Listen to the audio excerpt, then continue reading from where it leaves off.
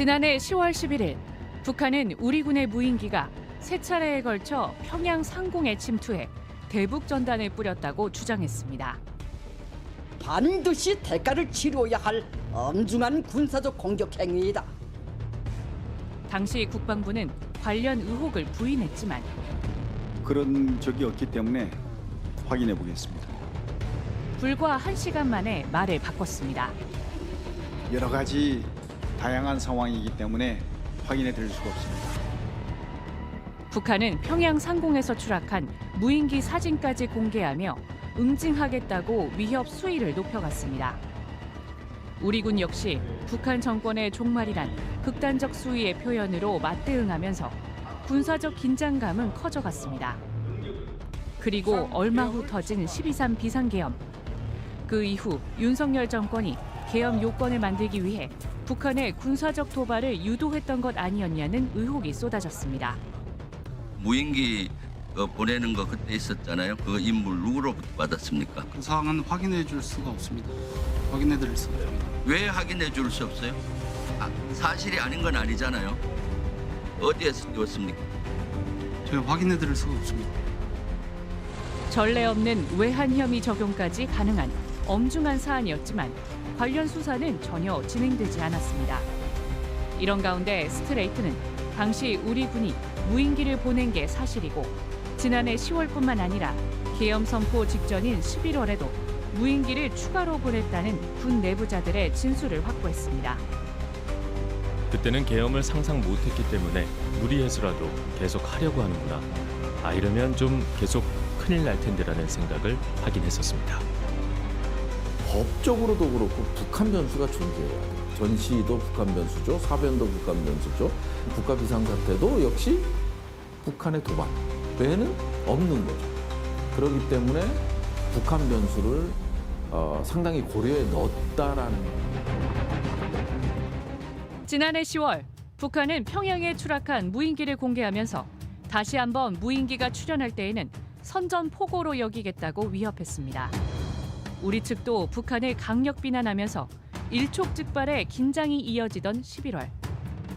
내부 사정을 잘 알고 있는 현직 군인 A씨는 이 사령부에 내려진 충격적인 지시를 전해 들었다고 합니다. 북한에 무인기를 보내라는 명령이었습니다. 어쨌든 하나 소실됐기는 했지만 북한이 제대로 잡지 못하고 허둥댔다는 인식이 있었기 때문에 효용성을 확인해서 써먹으려고 하는구나라는 생각을 느껴서 이러면 좀 계속 큰일 날 텐데라는 생각을 하긴 했었습니다. 북한이 무인기를 또 보내면 선전포고로 간주한다고 선언한 상태에서 누가 봐도 자칫 무력 충돌로 이어질 수 있는 무모한 지시로 보였습니다. 더 충격적인 이야기도 들었습니다. VIP랑 장관이 그 북한 발표하고 박수치며 좋아했다. 너무 좋아해서 사령관이 또 하라고 그랬다. 사령관이 굉장히 부담을 느끼고 있다는 얘기까지 들었습니다. 10월에 평양에 보낸 무인기가 발각됐다는 발표에 윤석열 당시 대통령과 김용현 장관이 오히려 좋아했다는 소식이었습니다. 막 좋아할 일인가 싶긴 했는데 좀 황당하긴 했습니다. 결국 상부 지시에 따라 11월 중순 다시 평양 무인기 침투 작전이 실행됐다고 합니다. 이미 북한이 한번 발견했기 때문에 또 들어갈 경우 발각될 가능성이 더 높을 수밖에 없었습니다. 절반은 안 올 수도 있다는 감수한다고 생각했었습니다. 그렇기 때문에 정말 보수적인 의견에서는 이거 20%면 성공이다라는 사람도 있었습니다. 그런데 그놈 한 대면 사실 선방한 겁니다. 이 제보자는 12.3 계엄이 터지고 나서야 무모해 보였던 무인기 작전의 배경을 짐작할 수 있었다고 합니다. 계엄 터지고 나서 외환, 그 북풍 얘기가 나오면서부터 이상한 생각이 됐고 이게 평양 무인기가 이용됐구나 하는 게 자괴감이 들면서 굉장히 부끄러웠습니다.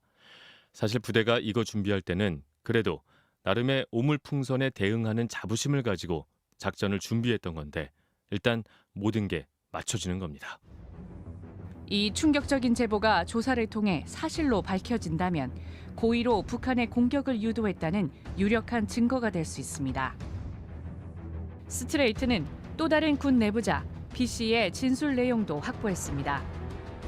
윤석열 정부가 확인해 줄 수 없다는 입장을 고수했던 지난해 10월의 무인기도 우리가 보낸 게 맞다는 증언이었습니다. 지난해 10월 9일 북한이 우리 무인기라며 공개했던 비행 경로. 이 경로는 우리가 보냈던 무인기의 경로와 매우 유사했다고 합니다.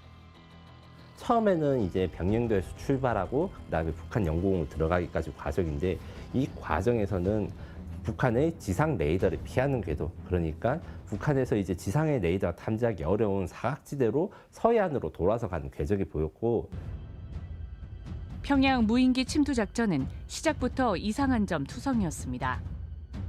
작전이 처음 하달된 건 지난해 6월. V, 즉 대통령의 지시였다고 했습니다. 그리고 이상하게도 군 내부에서도 알 수 없도록 비밀로 하라는 지시가 있었다고 합니다. 부의 지시다. 국방부 합참 모르게 해야 된다. 저쪽에 절대 말하지 마라.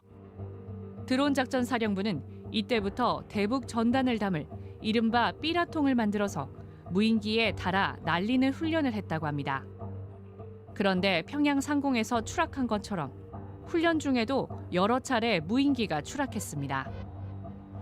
훈련에 쓰인 무인기는 SBAT 기종. 북한이 공개한 추락 무인기와 엔진 연료관이나 착륙 장치 등이 같습니다.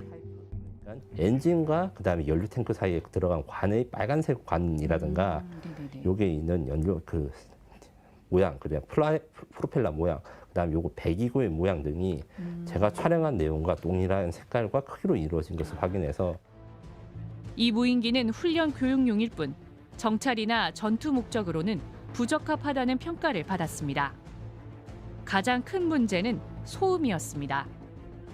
육군의 시범사업 보고서를 보면 구름 낀 날에 2km 상공에서 날아도 소리가 들린다고 평가했습니다. 실제로 지난해 10월 북한이 무인기가 발견됐다고 주장했을 당시 북한 주재 러시아 대사는 발코니로 나간 사람들은 머리 바로 위에서 소리를 들었다고 러시아 언론에 말했습니다. A씨는 북한에 무인기를 보낼 때 한 번에 3-4대가 갔으며 평양 주요 지점을 낮은 고도로 뱅뱅 돌았다고 증언했습니다. 너무 위에서 떨어뜨리면 이게 효과가 없기 때문에 그냥 삐라 공중 분해될 수 있기 때문에 삐라 살포도 해야 되고 그 다음에 그 불안감 조성을 위해서 일부러 노출시킬 필요가 있었습니다. 야간이지만. 정말 신기한 게 평양 상공, 그것도 막 320m 상공에서 한 10바퀴 이상을 뱅글뱅글 돌게 만들어는 그런 비행 경로를 입력했더라고요. 요즘 이미 이렇게 딱 봤을 때 제발 들켜달라 이거 외에는 없는 거예요. 소음이 큰 무인기를 비교적 저고도로 비행시켰다. 일부러 발각되길 바랐다고 볼 수밖에 없는 정황입니다. A씨 등은 비상계엄을 위해 무인기 침투가 의도적으로 진행된 것이었다는 생각에 제보를 결심했다고 털어놨습니다. 군인들은 순수하게 대통령의 명을 받아서 임무 수행에 만전을 기하고 성실하게 임무 수행을 했는데 혹시 이게 비상계엄의 그 분위기 조성, 비상계엄 선포의 요건을 만들기 위한 의도적인 행위가 아니었나라는 생각 때문에 굉장히 자괴감이 들었다는 얘기를 직접적으로 했어요. 스트레이트는 이 증언 내용을 묻기 위해 김용대 드론 작전 사령관과 통화를 시도했지만 답을 들을 수 없었습니다. 네, 안녕하세요. 저 김용대 드론 작전 사령관님이시죠? 네. 네, 안녕하세요. 저는 MBC 스트레이트 팀의 김정인 기자라고 합니다.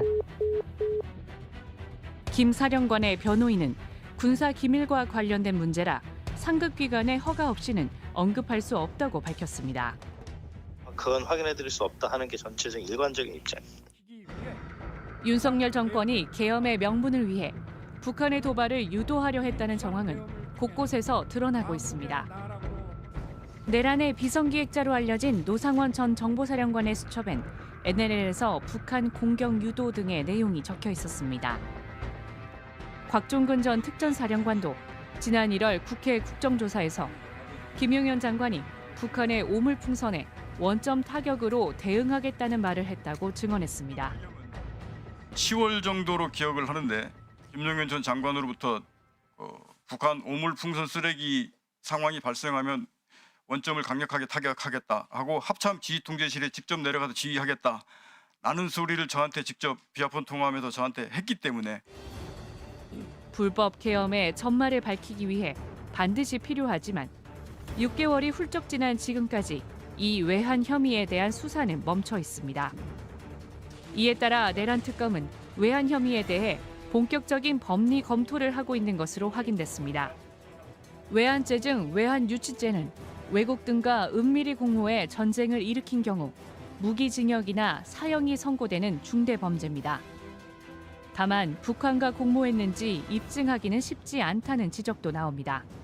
따라서 대한민국에 군사상 이익을 해했을 경우에 적용되는 일반 이적죄를 먼저 검토할 가능성이 높아 보입니다.